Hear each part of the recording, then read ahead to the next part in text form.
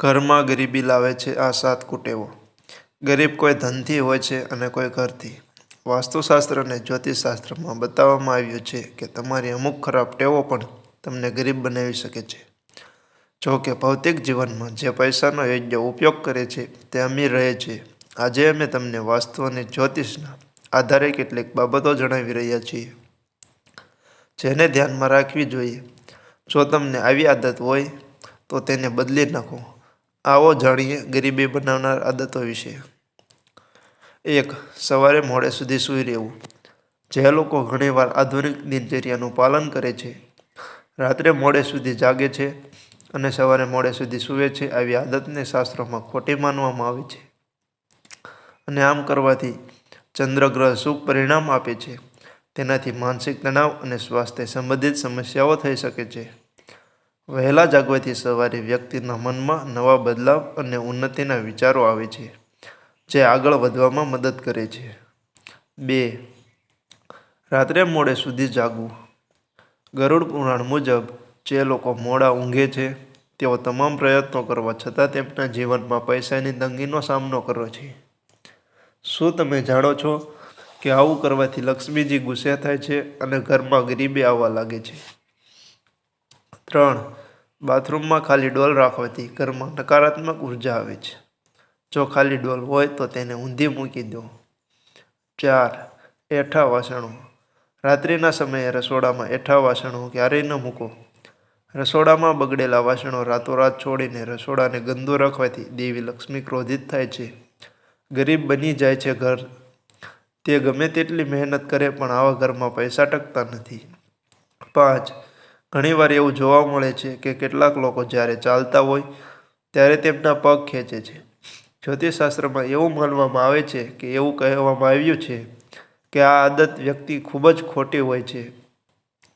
વ્યક્તિના લગ્ન જીવન પર તેની ખરાબ અસર પડે છે. એટલું જ નહીં, પરસ્પર ઝઘડાનો સામનો પણ કરવો પડી શકે છે અને ઘરમાં ગરીબી રહે છે. 6. સ્ત્રીઓનું અપમાન. ચાણક્ય નીતિ અનુસાર, જે લોકો સ્ત્રીઓનું અપમાન કરે છે, તેમની પત્નીનું સન્માન કરતા નથી, તેમના ઘરમાં દેવી લક્ષ્મી ક્યારેય વાસ નથી કરતી. તેથી જો તમારે પૈસા જોઈએ છે તો સ્ત્રીઓનું સન્માન કરતા શીખો. જે ઘરોમાં સ્ત્રીઓનો અવાજ હોય અને તે ઘરની બહાર જાય છે તો તેવા પરિવાર દુઃખી થવા લાગે છે. 7. ટપકતો નળ. ઘરમાં નળના ટપકવાથી પણ તમારી બરકતમાં બાધા આવી શકે છે. શાસ્ત્રો અનુસાર ઘરમાં નળના ટપકવાથી ધનની હાનિ થાય છે. 8. સાંજના સમયે ખાટી વસ્તુઓનું દાન કરવું. સાંજે કે રાત્રે કોઈને છાશ, દહીં અને અથાણું જેવી ખાટી વસ્તુઓનું દાન કરવાથી માતા લક્ષ્મીજી ઘરેથી ચાલ્યા જાય છે. સાથે જ સાંજે મીઠાનું દાન ન કરવું. 9. આખો દિવસ તેમની આંગળીઓ અથવા ગરદનના હાડકાને મચકોડવાની આદત. માન્યતા મુજબ આ લક્ષણને ખોડલે કહેવામાં આવે છે. એવું કહેવાય છે કે તે આયુષ્ય ઘટાડે છે, તે ગરીબી પણ વધારે છે. 10. દુર્વ્યવહાર. જે લોકો તેઓ ખરાબ શબ્દોનો ઉપયોગ કરે છે અને બીજાનું અપમાન કરે છે, તેમની પાસે પૈસા પણ નથી ટકતા. જે લોકો બીજાનું અપમાન કરે છે, ભલે તેઓ અમીર હોય, તેમની આ ખરાબ આદતને કારણે તેમને ગરીબ થવામાં સમય નથી લાગતો.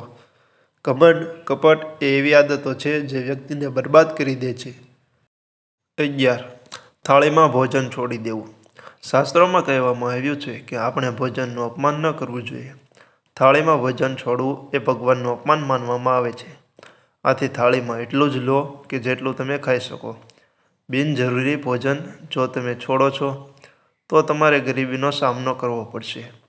આ કૃત્યથી દેવી લક્ષ્મી ક્રોધિત થાય છે. 12. વડીલોનું અપમાન. શાસ્ત્રો અને પુરાણોમાં ઉલ્લેખ છે કે જે ઘરોમાં વડીલોનું સન્માન કરવામાં આવતું નથી ત્યાં દેવી લક્ષ્મી ક્યારેય પણ રહેતા નથી, કારણ કે વડીલોને ગુરુનું સ્વરૂપ માનવામાં આવે છે, જેમાં ભગવાન વિષ્ણુનો વાસ હોવાનું માનવામાં આવે છે. વડીલોનું સન્માન કરવાથી દેવી દેવતાઓ પ્રસન્ન થાય છે. 13. હાથમાં મીઠું આપવું. એવું માનવામાં આવે છે કે મીઠું ઘરની નકારાત્મક ઉર્જાને શોષી લે છે. જો તમે કોઈને મીઠું આપી રહ્યા હો તો તમારે હાથમાં મીઠું ન આપવું જોઈએ. જ્યોતિષશાસ્ત્રમાં આવું કરવું શુભ માનવામાં આવતું નથી. એટલા માટે જ્યારે પણ તમે કોઈને મીઠું આપો તો તે શુભ માનવામાં આવતું નથી. જો તમે મીઠું આપો છો તો તેને વાસણમાં રાખ્યા પછી જ આપો. 14. નશો કરનાર વ્યક્તિના ઘરમાં ક્યારેય દેવી લક્ષ્મી નથી હોતી.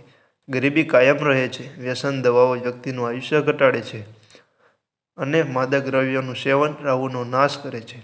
તેની વિપરીત અસર પણ થાય છે. 15. એઠી થાળી છોડી દેવી. ભોજન ખાધા પછી એઠી થાળી છોડી દેવી એ પણ સારી આદત નથી. આવી વ્યક્તિને ક્યારેય સફળતા મળતી નથી. કહ્યું છે કે જમ્યા પછી એઠા વાસણોને યોગ્ય જગ્યાએ રાખવામાં આવે તો શનિ ચંદ્રના દોષ દૂર થાય છે અને સાથે જ દેવી લક્ષ્મીની પ્રસન્નતા પણ પ્રાપ્ત થાય છે. 16. સાફ સફાઈ. ઘરની સફાઈ સાથે બાથરૂમ પણ ખૂબ જ મહત્વપૂર્ણ છે. ઘણીવાર લોકો સ્નાન કર્યા પછી બાથરૂમને ગંદુ છોડી દે છે. આમ કરવાથી ચંદ્રમાનું અશુભ પરિણામ મળે છે. 17. અવ્યવસ્થિત પથારી.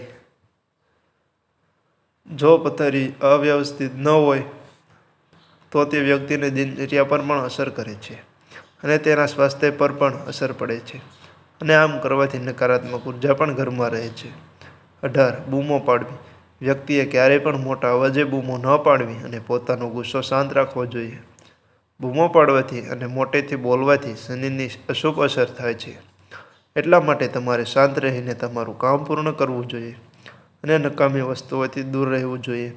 આમ કરવાથી શનિદેવ તમારા પર પ્રસન્ન રહે છે. 19. ગંદા કપડાં પહેરવા. ગરીબી એવા લોકો સાથે પણ રહે છે જેમને સ્વસ્થતામાં રહેવું ગમતું નથી. ગરીબી જીવનભરનો સાથી બની રહે છે. જે લોકો નિયમિત સ્નાન નથી કરતા, દાંત સાફ નથી કરતા, ગંદા કપડાં પહેરે છે, ઘર સાફ કરતા નથી, તેની બધી જ સંપત્તિ રોગોની સારવારમાં વેડફાય છે. 20. જે લોકો બીજાની ખામીઓ બતાવે છે. ગરુડ પુરાણ મુજબ જે લોકો સ્વભાવે ટીકા કરતા હોય છે એટલે કે તેઓ હંમેશા બીજાની ખામીઓ બતાવે છે અને બીજા વિશે ખરાબ બોલે છે. બિનજરૂરી ટીકા કરવા પર દેવી લક્ષ્મી તેમનાથી નારાજ થઈ જાય છે. 21. બીજા પર બૂમો પાડવાનો સ્વભાવ હોય તો પણ જીવનમાં દરિદ્રતા આવે છે.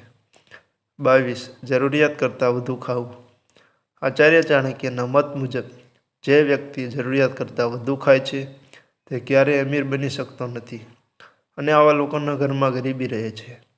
આ ઉપરાંત જે વ્યક્તિ વધુ ખાય છે તેનું સ્વાસ્થ્ય પણ ખરાબ રહે છે. 23. જે લોકો સખત મહેનત કરવાનું ટાળે છે. જો કોઈ વ્યક્તિ સખત મહેનત કરવાનું ટાળે અને સોંપાયેલ કાર્ય યોગ્ય રીતે ન કરે તો દેવી લક્ષ્મી તેનાથી ગુસ્સે થઈ જાય છે. ગરુડ પુરાણમાં લોકોને આ સ્વભાવથી બચવાની સલાહ આપવામાં આવી છે. તે જ ગરુડ પુરાણમાં જે વ્યક્તિ વધારે ખાય છે તેને પણ ગરીબીનું કારણ માનવામાં આવ્યું છે કારણ કે તેના જીવનમાં આળસ વધે છે. 24. નખને મોંથી ચાવવો. નખ ચાવવો એ આત્મવિશ્વાસની તૂટવાની નિશાની છે અને તે ખરાબ આદત પણ અનેક રોગોનું કારણ બની જાય છે. જ્યોતિષના દ્રષ્ટિકોણથી જોવામાં આવે તો નખ કરડવાની આદતને આ રીતે વર્ણવવામાં આવી છે. ખરાબ આદત અને આદત જે વિનાશને આમંત્રણ આપે છે. આ આદતને કારણે જન્મકુંડળીના ગ્રહો ખરાબ અસર આપવા લાગે છે. તેથી આવી આદતોથી હંમેશા બચવું જોઈએ. 25. વ્યક્તિએ હંમેશા મીઠા શબ્દો બોલવા જોઈએ. કડવા શબ્દો બોલનાર વ્યક્તિને કોઈને પસંદ નથી આવી. વ્યક્તિ દરેકને વાતચીતમાં બીજાને નુકસાન પહોંચાડે છે. આવા વ્યક્તિના કોઈ મિત્રો હોઈ શકતા નથી અને તેના દુશ્મનોની સંખ્યા દિનભર વધતી હોય છે. 26. બિનઆરોગ્યપ્રદ આહાર લેવો. જે લોકો બિનઆરોગ્યપ્રદ ખોરાક ખાય છે તે હંમેશા તંદુરસ્ત રહે છે. જો તમારે અમીર બનવું હોય અને ગરીબીમાંથી મુક્તિ મેળવવી હોય તો તમારી ખાણીપીણીની આદતો બદલો અને તમારી જીવનશૈલીમાં તંદુરસ્ત ખોરાક, કસરત, યોગ વગેરેનો સમાવેશ કરો.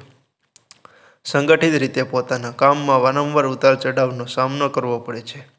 ખાસ કરીને ઘરના મુખ્ય દરવાજાની સામે ચપ્પલ ક્યારેય ન રાખવા જોઈએ.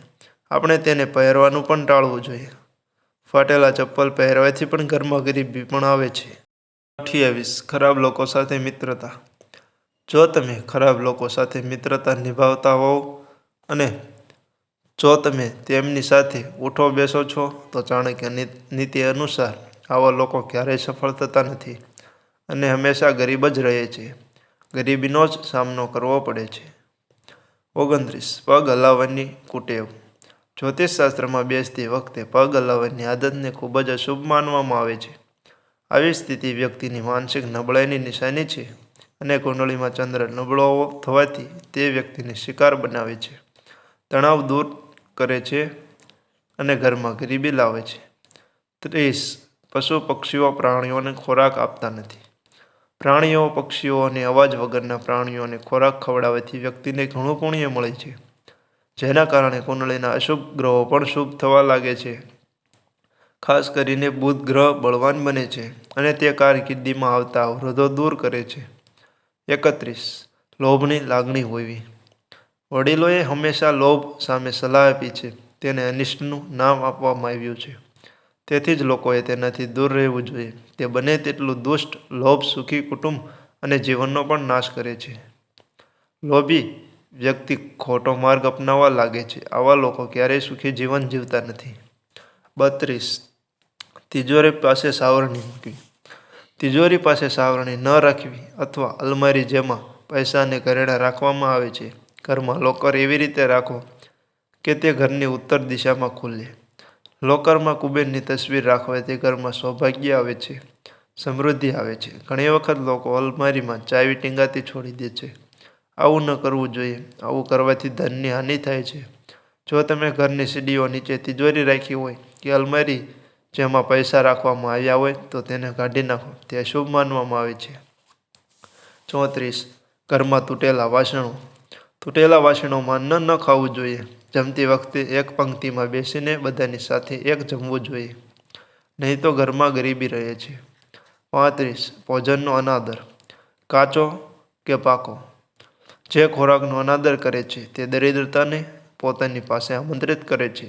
જે ઘરમાં મૃતદેહ એક દિવસ કરતાં વધુ સમય માટે રહે છે, જ્યાં અન્ય રાક્ષસો પણ દરિદ્રતાની સાથે રહેવા લાગે છે.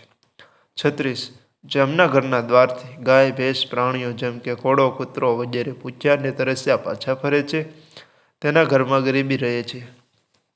મિત્રો, જો તમને વિડીયો પસંદ આવ્યો હોય તો વિડીયોને લાઈક કરજો અને સાથે ચેનલને પણ સબસ્ક્રાઈબ કરી લેજો. હર હર મહાદેવ. મળીએ નવા વિડીયોમાં.